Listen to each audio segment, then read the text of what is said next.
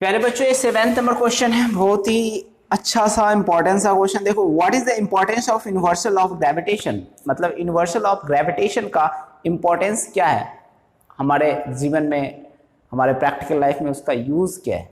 ठीक है, तो इंपॉर्टेंस क्या है। देखो, पहला है it binds us to the earth. हमें क्या करता है, अर्थ से बाइंड करके रखता है, नहीं तो हम फ्लोट करते होते।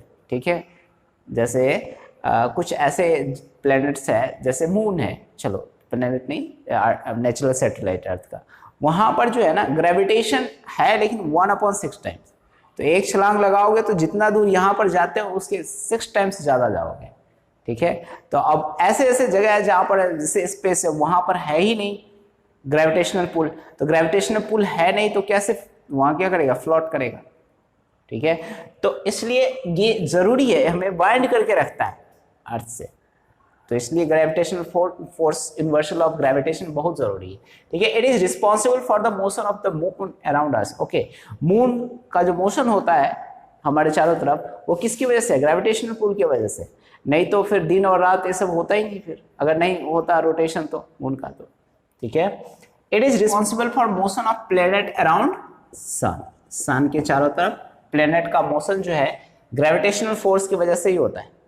ठीक है, और मतलब सन के चारों तरफ प्लेनेट का जो मूवमेंट है वो ग्रेविटेशनल फोर्स की वजह से होता है।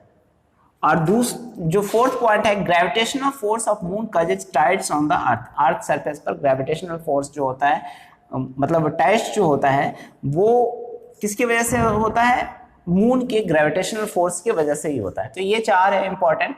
एक तो it binds us to the earth, हमें हम लोगों को अर्थ से बाइंड करके रखता है, मून के चारों तरफ रोटेशन के लिए रिस्पॉन्सिबल है। एंड थर्ड पॉइंट कि प्लेनेट जो सन के चारों तरफ मूव करता है ग्रेविटेशनल पुल की वजह से ही मूव करता है। ओके, एंड फोर्थ जो है, gravitational force of moon causes tides on the earth. Earth surface पर जो टाइड्स वगैरह आता है वो मून की वजह से ही आता है, ग्रेविटेशनल, मून की ग्रेविटेशनल पुल की वजह से, और सन की वजह से भी आता है, लेकिन ग्रेविटेशनल पुल की वजह से ही आता है। और उस टाइड्स का यूज हम इलेक्ट्रिसिटी जनरेट करने में करते हैं, तो ये सभी यूजफुल है। अब देखो क्वेश्चन नंबर 8 सॉल्व करते हैं। देखो क्वेश्चन नंबर 8 क्या कहता है वो समझ लो। What is acceleration of free fall. Free fall acceleration क्या किसे कहते हैं। देखो, कोई भी ऑब्जेक्ट जब अर्थ के ग्रेविटेशनल फोर्स के अंदर, सिर्फ ओनली अर्थ के ग्रेविटेशनल फोर्स के अंदर गिरता है या मूव करता है, तो उसको कहते हैं फ्री फॉल। और जिस एक्सीलरेशन से मूव करता है उसको कहते हैं एक्सीलरेशन ऑफ फ्री फॉल। ठीक है, when an object moves only under the gravitational force of the earth, then it is known as free fall. ये फ्री फॉल होता है। ओके, एंड फ्री फॉल तो हो गया। अब एक्सेलरेशन क्या होता है, अर्थ एंड ओके, जब moves under the gravitational force of the earth, then it is known as free fall. And the acceleration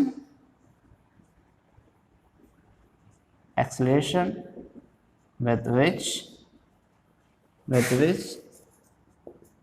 it moves towards the earth is known as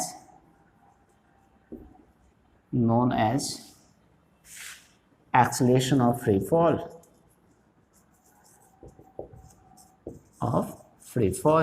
इसको क्या कहते हैं, एक्सीलरेशन ऑफ फ्री फॉल बोलते हैं।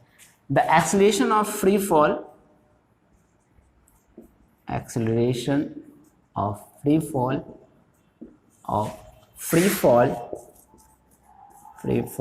is 9.8 metre per second square. ठीक है, free fall का acceleration value कितना है, 9.8 मीटर पर सेकेंड स्क्वायर। समझ में आ रही बात है। और it is constant for every object. Okay, it is constant, यहां लिख देता हूं, it is constant for each object. हर एक ऑब्जेक्ट के लिए क्या है, कांस्टेंट, इच ऑब्जेक्ट। क्या हमें बातें समझ में आ रही है? तो 8 नंबर क्वेश्चन हो गया। अब 9th नंबर क्वेश्चन करिए। देखिए 9th नंबर क्वेश्चन क्या कह रहा है कि what do you call the gravitational force between the earth and an object. देखो अर्थ एंड ऑब्जेक्ट के बीच के जो ग्रेविटेशनल फोर्स होते हैं ना, उसको कहते हैं वेट फोर्स। ठीक है, वेट। ओके, द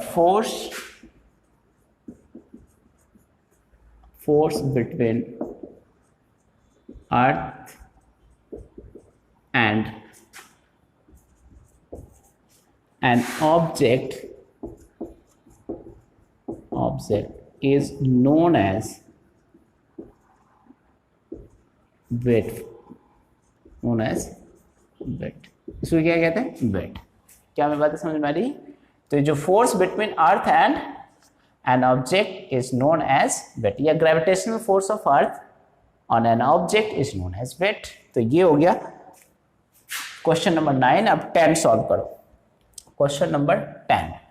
ठीक है, इतना सजा के हम लिखते हैं, बदमाश सब, पढ़ेगा नहीं तो कैसे काम चलेगा। चलो देखो ये क्वेश्चन नंबर 10 क्या कहता है, Amit buys few grams of gold at pole. अब ये अर्थ है, अर्थ का ये पोल है, ठीक है, और ये जो पोल है ना, ये पोल है, और यहाँ सेंटर, और ये इक्वेटर है। ये क्या है, इक्वेटर, और ये क्या है, पोल है। तो समझो इसको। Amit buys few grams of gold at the pole as per the instruction of one of his friends, he hand over the same when he meets him at the equator.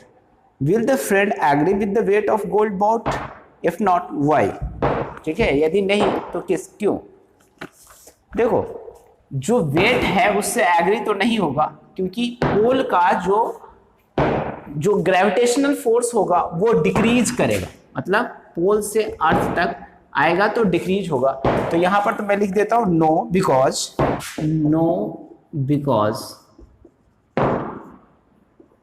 The acceleration due to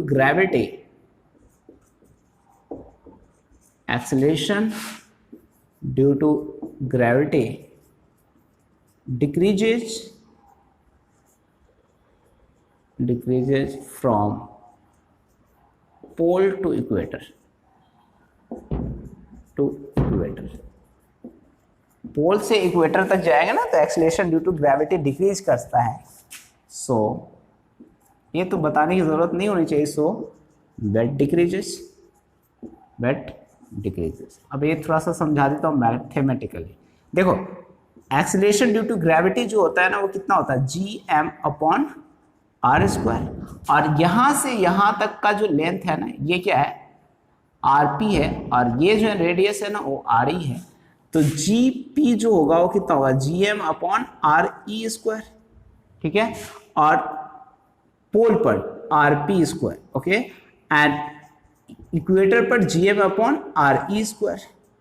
okay, अब देखो radius of पोल जो है, ये यहां से यहां तक का जो पोल का रेडियस देखेंगे वो लेस देन है radius of equator.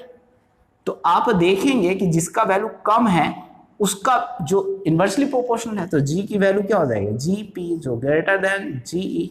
So weight at pole will be greater than weight at equator. कहां से बताओ मुझे, ये तो हो जाएगा, लेकिन कहां से, क्योंकि weight at pole will be mgp and weight at equator will be mge। क्या मैं बातें समझ में आ रही? तो ये हो जाएगा क्लियर कॉन्सेप्ट। ये 10 नंबर क्वेश्चन हो गया। मतलब वेट ज्यादा डिक्रीज होगा, वेट जैसे जैसे हम पोल से इक्वेटर तक आते हैं ना, जी की वैल्यू डिक्रीज होती जाती है। तो ये 10 नंबर क्वेश्चन हो गया। प्यारे बच्चों अब हम सॉल्व करेंगे क्वेश्चन नंबर 11। ठीक है, why will a sheet of paper fall slower then one that is crumpled into a ball. Ball में क्रम्पल्ड कर देते हैं तो क्यों, ये फास्ट तो मैं दिखा देता हूँ कहना क्या चाह रहा है। जैसे ये पेपर होता है ना, ये पेपर, ठीक है, ये ऐसे है, तो ऐसे फॉल कराएंगे ना तो ये क्या हो जाएगा, ये टाइम लेगा, फास्टर मूव नहीं करेगा। लेकिन इसको जब हम मोड़ देंगे, फोल्ड कर देंगे ऐसे और तब गिराएंगे ऐसे नीचे, तो ये फास्ट गिरेगा। ठीक है, तो ऐसा क्यों होता है? ऐसे क्वेश्चंस आपने सॉल्व किए हैं। बायएंड फोर्स जो होता है ज़्यादा सरफेस एरिया होने की वजह से ज़्यादा लगता है। तो यहाँ मैं लिख देता हूँ, the paper sheet surface area of, जैसे लिख लो, surface area of crumpled paper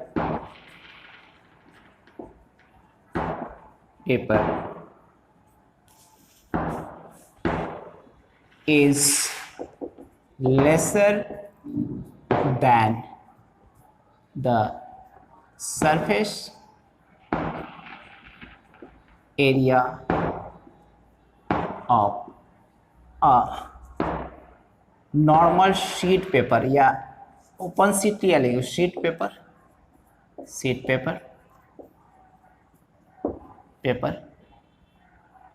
so buoyant force acting on paper sheet या ये crumpled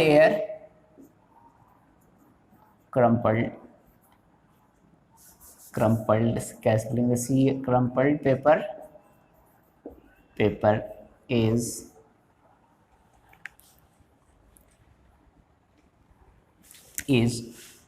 lesser than the sheet of paper से क्या होता है? लेस होता है। Hence, crumpled paper moves faster. Hence, crumpled paper moves faster.